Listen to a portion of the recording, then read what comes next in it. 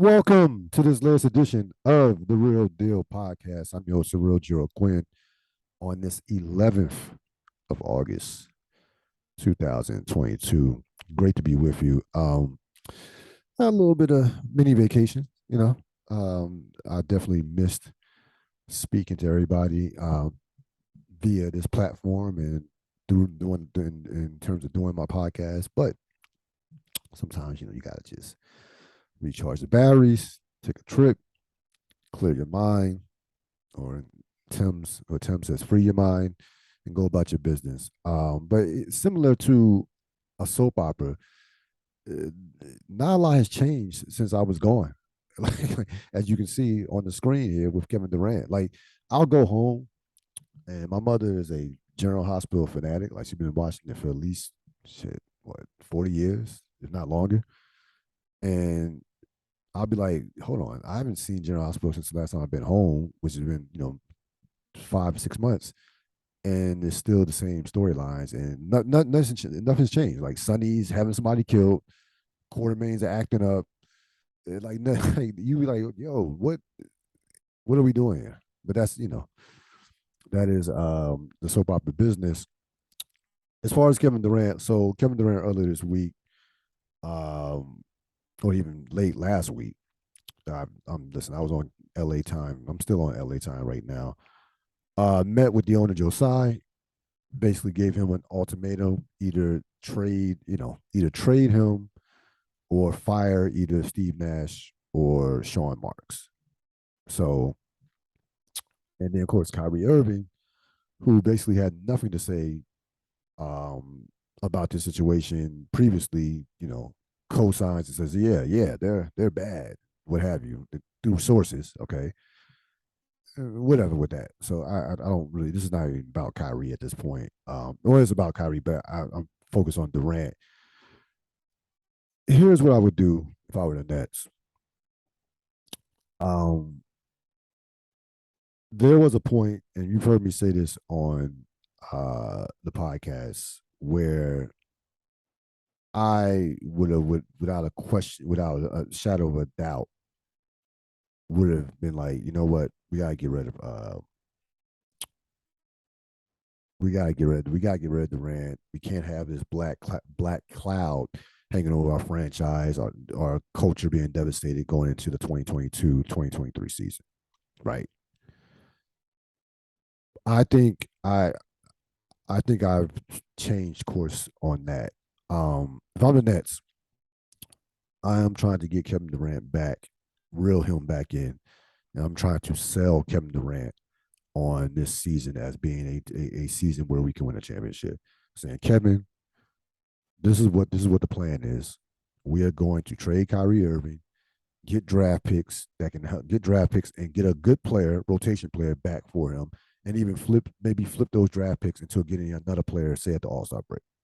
We can get at least one draft pick, maybe two for Kyrie Irving, maybe, but at least one and a decent rotation player, and we'll take our chances.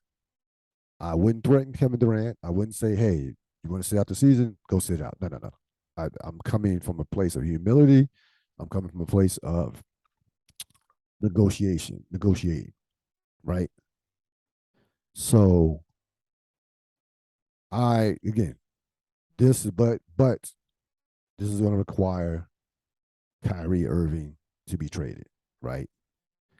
Now, I wouldn't hesitate to fire Steve Nash, right? Wouldn't hesitate to fire Steve Nash because the Nets probably didn't want Steve Nash to begin with. Kevin Durant and Kyrie Irving wanted Steve Nash. So you can move on from him. Like, all right, you know what? You want to coach? Cool. He's not. You want him out? All right, we can do that. Sean Marks is another story. Sean Marks helped build the Nets, helped put them in position to get Kyrie Irving and Kevin Durant. So I think that I would try to sell him one like, no, we're keeping Sean Marks. We're not giving you everything. We're not giving you everything. Get rid of the coach, but we're keeping you. We're keeping Sean Marks. So I think that that is the course of action that the Nets should take at this point, to be honest with you. And if Durant, like, I'm call his bluff. If he refuses to play, which he's not, then so be it. We can go. We can go to court. We can go to like we can go in subordination. We can go that route if we have to. But I think that at this like the Nets, it seems like the Nets just have no. I'm not gonna say they don't have a plan, but it seems like they're offering they are asking for these insane trade assets in return for Kevin Durant, which they're not going to get. Like you're not getting Jason Tatum and Jalen Brown, which was a rumor. Like that's just not happening. So to me, they really don't want to trade him. In essence, like they're trying to do everything not to trade him, but seem like they are trying to trade him. If that makes sense. But again, I wouldn't I would I would wait this thing out. Still got plenty of time. Training camp hasn't, it's not for another month or so. So training camp starts like what, end of September, middle to end of September, and we still have we still have some time here. But I'm not getting rid of I'm not getting rid of both Marks and Nash. Like I'm not giving Kevin Durant everything from that standpoint. And I find if again, this is classic Kevin Durant. If this is true, that allegedly now he would be open to going to 76ers. So you want to go play with a guy who, in essence, quit on your franchise in terms of James Harden. You want to play with that dude. That's what you. I don't know. It's sometimes you just certain things you see is just it's not hard to believe, but it's hard to believe. Like I wouldn't want anywhere. I wouldn't want to go anywhere near James Harden if I'm Kevin Durant. But but listen, Kevin Durant is fickle. We know how Kevin Durant moves. He probably doesn't look at James Harden as somebody a quitter or somebody because he's done stuff like Durant hasn't quit, but Durant, well, he is quitting on this franchise right now by forcing the trade. So he probably says, hey, who am I to judge a guy when I've done some of the stuff that I've done? Um, you know, leaving Golden State, leaving Steph Curry, or now forcing a trade with 4 years and 98 million dollars left on on a contract extension that he signed last summer. So I think Durant is not going to place any judgment towards James Harden if that report is true. Again, the Nets have to be just stay the course with this. Don't panic. But again, I would be going hard to try to sell Kevin Durant on trying to stay with the Nets. I would be trying to rebuild that relationship, if possible, doing everything I can to be like to convince him to start off the season as a New Jersey Net. So Deshaun Watson, um, this is a case that has really it is a lesson in terms of not how to handle a situation from all parties. Well, not all parties. I can't say the victims, but from Deshaun Watson, from Deshaun Watson's peoples, from the NFL. Just there's been a lot of failure all around in terms of this situation. The latest with this is Deshaun Watson, the NFL, Roger Goodell in particular, want Deshaun Watson to be suspended for at least for a year. They don't want anywhere. They don't want Deshaun Watson anywhere near the 2022 season, and they don't want this to be a question going into the 2023 season. And if you want to understand where the NFL is coming from, right? So the 6 game suspension, had he just gotten the 6 game suspension, right? He comes back. That's that would be almost all we're talking about for the rest of the season. And then it would carry over into next season without question. Because people were always saying, well, he just got these 6 games and got most of his money. And now what? He's home free for 2023. The NFL just didn't want to deal with that. They got to a point to where even they had reached their limit as far as bad PR, which is very hard. I mean, the NFL's had its share of criminals play and guys have 30, 25 different comebacks from drugs and things of that nature. I mean, like the NFL, if you have talent, you can play in the NFL unless you just go to do something to get locked up. So like unless you go out there and do it, a Ray Caruth or somebody like that, you can, there will be always a place for you in the NFL. So I wonder what shifted the NFL's change of heart besides the fact that they didn't want to have the PR damage. I really think that the NFL sees some more cases, civil suits on the horizon. I really believe that.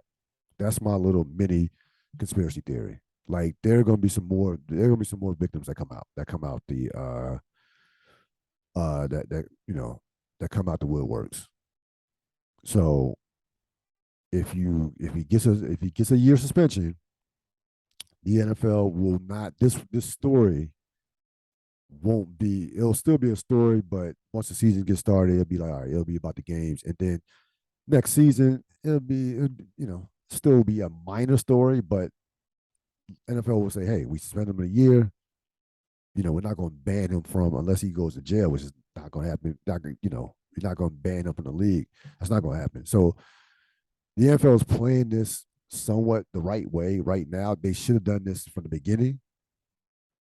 To be honest with you, now today you have Deshaun Watson. This is not funny, but it's kind of funny. Willing to accept an 8-game suspension and a $5 million fine. Willing to accept.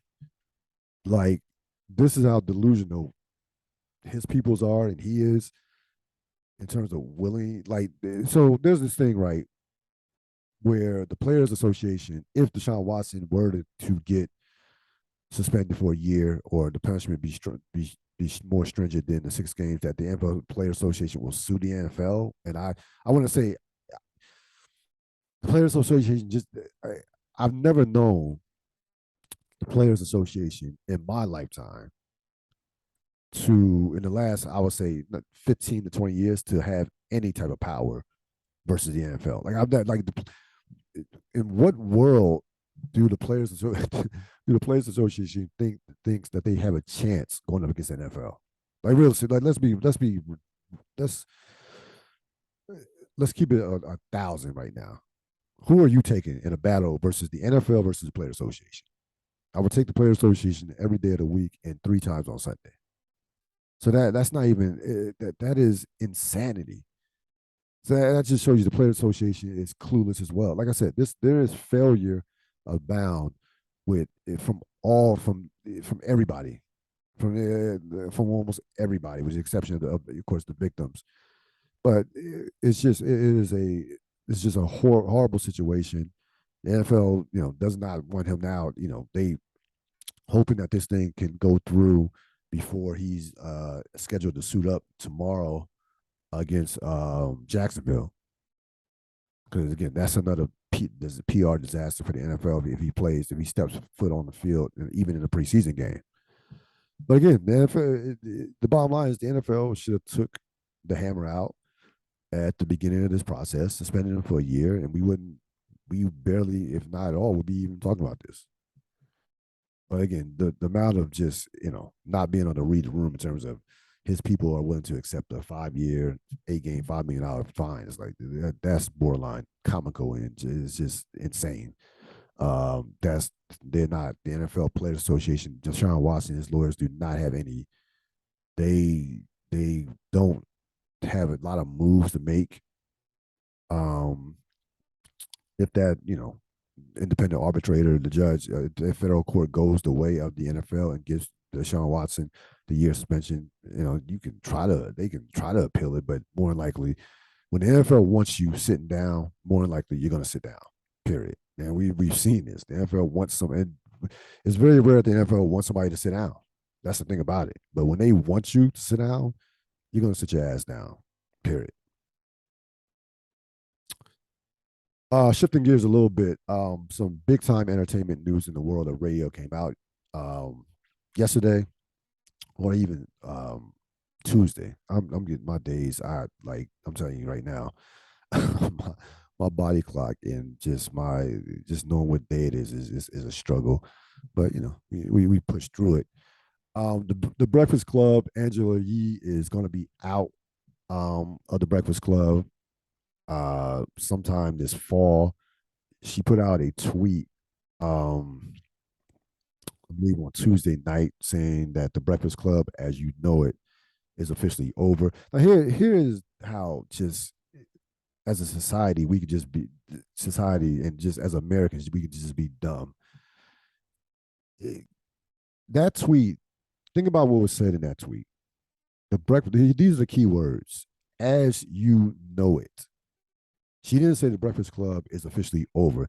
She said the Breakfast Club, as you know it, is officially over. And next thing you know, that turns into, well, the Breakfast Club is being shut down. Everybody's being fired. People are moving on. IR is moving on. The Breakfast Club is one of the biggest radio shows in the country. They are they have over 5 million YouTube subscribers. They are in almost every major market known to mankind. The show has never been more popular than it is right now. Like the show is in the ratings that's number one in New York. They've been number one for a while now. They continuously dominate Hot 97. Like the Breakfast Club is killing it. Like the show, like I said, they have everybody. They interview everybody on the Breakfast Club. Everyone. It has morphed into not is not morphed into a show. Forget about just hip hop, just about American culture in general. And you can love it or hate it. I don't like everything that they do, but I do. Their impact on the culture is goes without saying. I do think that they are the best morning show that I've seen since Carter and Sanborn in the morning. I think Carter and Sanborn is the greatest morning show of all time, in my opinion. Growing up in the suburban Philadelphia area, and anybody knows anything about radio knows of Carter and Sanborn, and certainly the late Brian Carter. Rest in peace to him. Um, that was a legendary show, not just in Philly, but just in all over the country. As far as that show, I would put that show against any show in the country at that time. But the Breakfast Club is, to me, on par with that. Like, they are, to me, I had not listened to morning radio post Carter and Sanborn until I came upon the Breakfast Club. I would say probably 5 years ago, 2017, and been listening to it ever since. Now I don't listen to it as much, but the success of the show can be understated. Now, here's what I'll say about this. A lot of speculation on what happened. Sometimes, folks, sometimes things are very simple. We don't get to these conspiracy theories. Well, did Charlemagne and MB push E out? Did they really secretly fire her? No. Angela Yee is a major, big time radio personality. Angela Yee, who is clearly wanted. She's now going to have her own syndicated show on iHeart by herself, and things tend to run their course. It's better to go out on top than it is to say, hey, the Breakfast Club should have ended a year or two early. I should have left a year or two early, stuff like that. You want to go out when the time is right. And, she wanted to do her own thing. It's just that simple. Having your own, there's nothing like having your own show.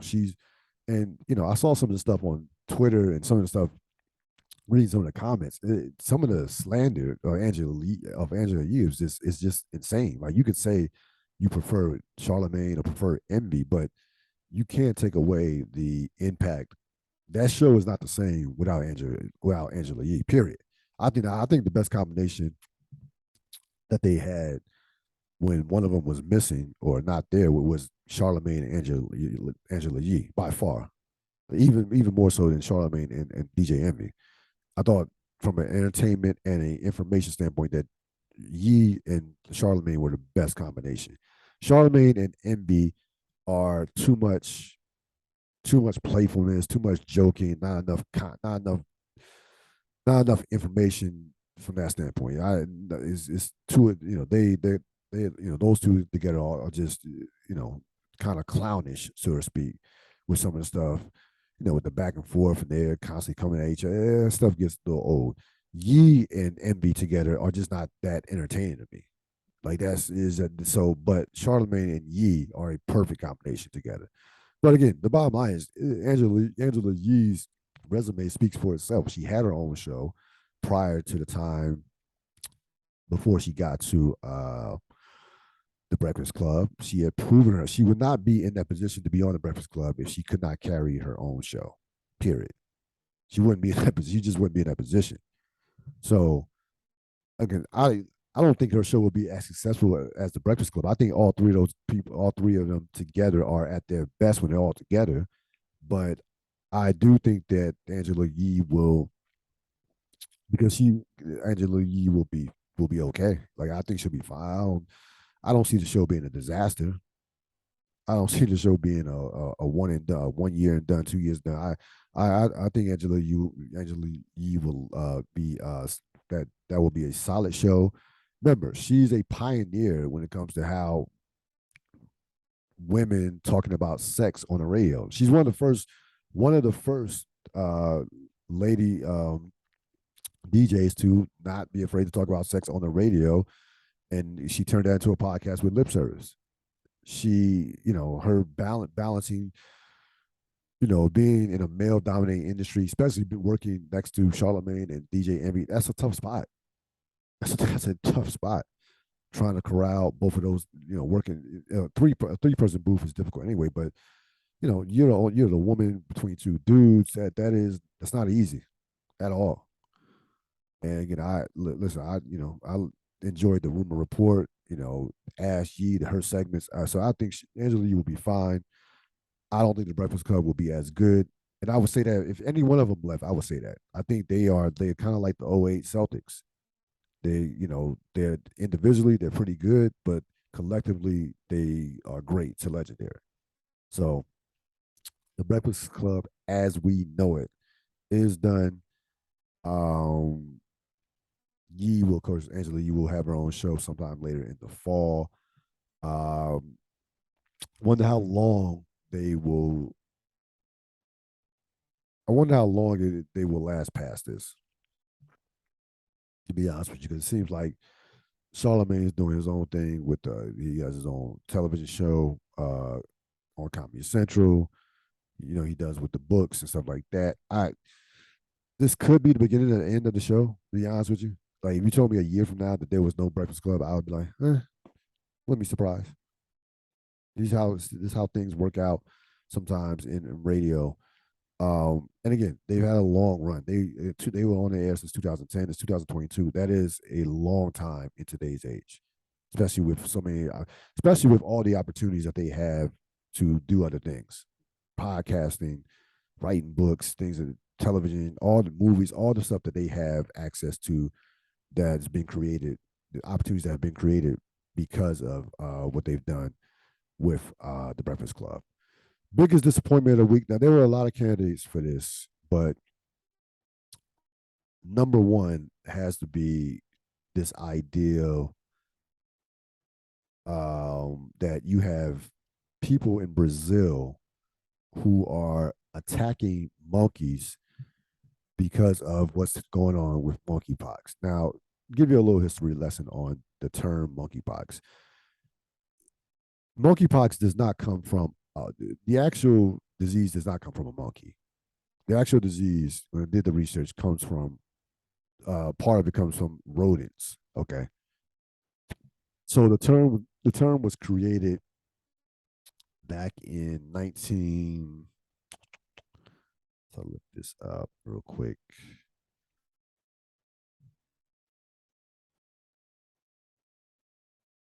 Was created by back in 1958 in a lab in Denmark, where a virus was identified in a group of monkeys in a lab in Denmark in 1958.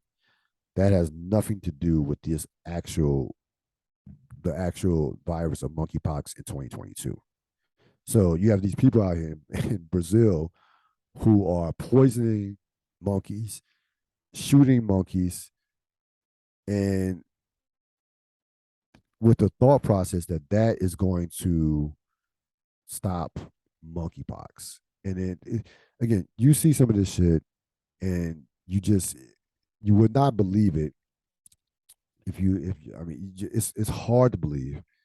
I had like when I first heard about it, I was like, this must be a internet one of these internet stories that just that are completely 1,000% false. So this is some internet bullshit. That's what I thought. And then I actually did some research on it and said, oh no, this was actually a real story. Again, I would just love I would just like not love. I would like to talk to a person who thinks I would want to know why they think that this is going to work. Like, what's the logic behind? Like, what? Yeah, maybe no, I'll take that back. I don't want to talk to that person. I'll be afraid what they would say. But I don't. I don't. I mean, I'll take that back. I don't. Like I said, you see some shit, and that just has you scratching your head, and it's just where we're at right now, 2022. Like everybody is just has lost their fucking minds. Not everybody, but a lot of people just lost their minds. I mean, seriously, you you think that killing monkeys is going to stop the monkeypox from spreading? It's going to have any impact whatsoever on this disease? Like, what are we doing here? Like, seriously, what are we doing? I just I don't some stuff I just don't get. Like I don't. But again, this is in Brazil. Uh, again, they are poisoning, like I said, poisoning monkeys, shooting them, um, and just for just again, it just makes zero sense what's going on, in terms of that. Before I let you go, I have to give a special shout out to, as I mentioned earlier on the podcast, I was on a mini vacation, hung out with some friends in LA, had a great time, of course, um, and got away, was able to just relax, kick back, and enjoy some of the people that I've been around for a better part of 24 years. I fly back on Monday, and the plane ride was going smooth. We were on basically on time, and all of a sudden the pilot says, "Hey, not able to land right now. We're gonna try it again." I forgot what the reason was. It was a tailwind. I don't know, some technical shit that I have no clue about, weather related or wasn't plane related. As far as there wasn't anything wrong with the plane, thankfully. But it seemed like that took about a good 20 to 25 extra minutes. Now again, I'm not knocking the captain or whoever the pilot at all. No, do whatever it takes to land this plane safely. That's all that matters. But it did feel like feel like forever waiting to land the plane. A little bit of a rough landing, but I was able to walk off the plane, which is the most important thing. I could not imagine that has been. It made me think about how just difficult and how I think underrated a job of a pilot is. You have no room for error. There are at least anywhere from what 100, sometimes depending on what 100, 200, depending on the size, 300 people on the planes at times. You are responsible for knowledge for their lives, for their safety, your own safety, your flight attendants, everybody. Like that is one of the most pressurized jobs there is in the world. And again, one bad move, one bad day can you can't have it. Like there's no such thing as a pilot being able to have a bad day. Like I can have a bad day at work. I could do a bad podcast, even though and life will go on, and I'll still be breathing and things that I won't be happy. There's no room for error. Like a pilot cannot have a bad day. So again, shout out to that pilot for landing the plane. I have all the respect in the world for these pilots out here. I know the airlines have been tripping over the past this summer with cancellations and alleged pilots like not having enough a shortage in staff, things of that nature, and just a bunch of shit going on this summer in terms of the airlines. I made to LA and I made it back, and that's all that matters. So shout out to that pilot. That's going to wrap it up for this latest edition of the Real Deal podcast. Enjoy the rest of your evening. Enjoy your weekend. So long.